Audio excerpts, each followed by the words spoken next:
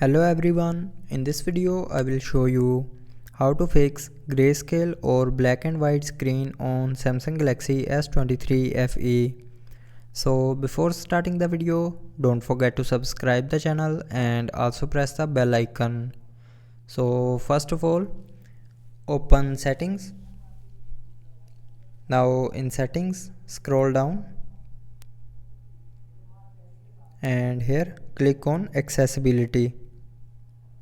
Now in accessibility, click on visibility enhancements and then scroll down and here click on color correction. Now here you will see a button, so turn off this button, and after turning off this button your problem will be fixed. So that's how you can fix the grayscale or black and white screen on Samsung Galaxy S23 FE. So I hope you liked the video. Thanks for watching.